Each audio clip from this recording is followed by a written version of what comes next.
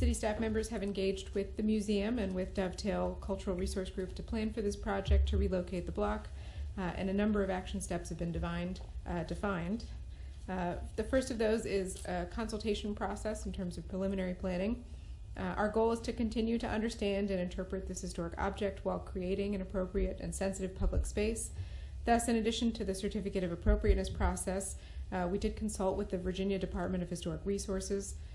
They confirmed that the relocation will render the block no longer contributing to the significance of the Planters Hotel site in terms of the National Register of Historic Places. However, they understand the sensitivity of the site and stand by the city's decision. Their staff will continue to engage with us, and they already have provided advice on the care and conservation of the stone, including a cleaning procedure. As the project moves forward, we do propose to conduct additional archaeological investigation around the block. Dovetail performed an initial study last year and will perform further study, as well as assisting in actually extracting the block from the ground and monitoring that. By excavating around the block, they'll prepare it for our public works staff to remove. Their goal is also to fully document the block's details and location. And here I'm going to turn it over to Dave King for a little bit further detail on the actual extraction and transportation process. I'll be brief in my updates for council. Kate had mentioned already that we're working very closely with Dovetail Cultural Resources. We have a diverse team that is working together with a plan to remove the auction block, and that team consists of the staff members from Dovetail, from the Fredericksburg Area Museum, the planning department with Kate and her staff, public works staff. We have staff members from the public facilities division of public works, and as well as from the city manager's office. And I may have missed a few others, but the point is that we have a diverse team that's working on creating a plan to physically remove this block from the sidewalk. And we have most of our planning in place now. We have a few details we're continuing to work out.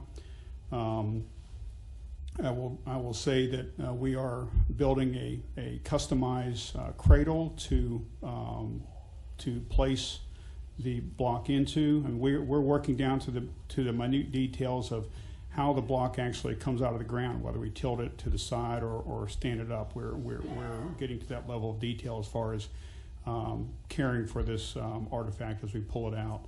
So just want to rest assure council that we have a diverse team of professionals that are working to expertly pull this block from the sidewalk and transport it to, we will transport it initially to a climate controlled city facility where Dovetail can continue its cleaning process. We can allow the block to dry in a slow manner while the museum is preparing its location for the display of the block. Let me just say in closing that I want to again rest assure the council and the community that we will do everything possible to make sure that the removal of the artifact is done with the utmost care, the utmost respect, and the utmost dignity that this block deserves. We're taking our and we'll make sure that we do this in a very professional manner for council. Thank you very much. As Dave noted, the block must be fully cleaned. It's vital that a clean and dry object be moved into the museum environment for the care and conservation of the rest of their collections. So it would be allowed to fully dry at an off-site location and moved into the river gallery on the ground floor of the museum in approximately 2 weeks. Some of you may know that the museum is closed during January and February of 2020 for their annual reconfiguration of exhibits.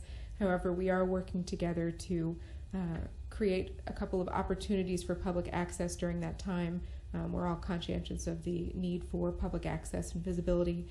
So there will be a couple of hard hat sort of preview tours to help understand exhibit development and allow opportunities to see it in its new location.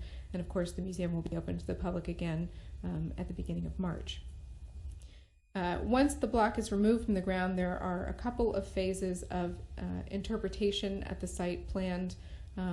Immediately at the time of removal, there would be, I'm sorry, may I have the computer? You just now got to the graphics.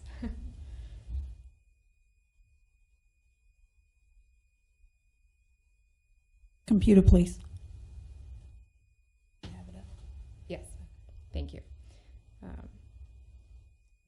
A bit more detail about the archaeological excavation here and how it will encircle approximately a quarter of the area was studied previously, and so we'll study the rest of the area around the block as it's being removed from the ground. And so immediately a panel similar in style to our wayside panels throughout the downtown would be installed directly on the site. The graphics of the panel itself are a little bit different, just to distinguish this from the other panels that you see throughout our city. And then in the actual ground in the sidewalk would be a bronze medallion to mark the exact location, and the panel will be placed directly on top of it. So that would be the phase one near-term interpretation of the site. By the end of the fiscal year, will be completed what we're describing as phase 1A. So building on that first temporary interpretation will be infrastructure improvements at the corner, all four corners to create additional public access, pedestrian access, and make it a little bit safer and a little bit more room for interpretation. So that would be completed by July 1st of 2020. And then finally, phase 2 represents the long-term permanent interpretation of the site, which is in development with the Memorials Advisory Commission. Their goal is to tell a more complete history of Fredericksburg's African American, and so this project is one component of their work to design permanent interpretive materials. That is expected to be completed in 1 to 2 years. There are a couple of factors in terms of the implementation cost of this project. It includes the archaeological investigation, the temporary interpretive materials, assistance to the museum for the exhibit design, and additionally the production of actual short film to document the actual removal process for our record-keeping purposes.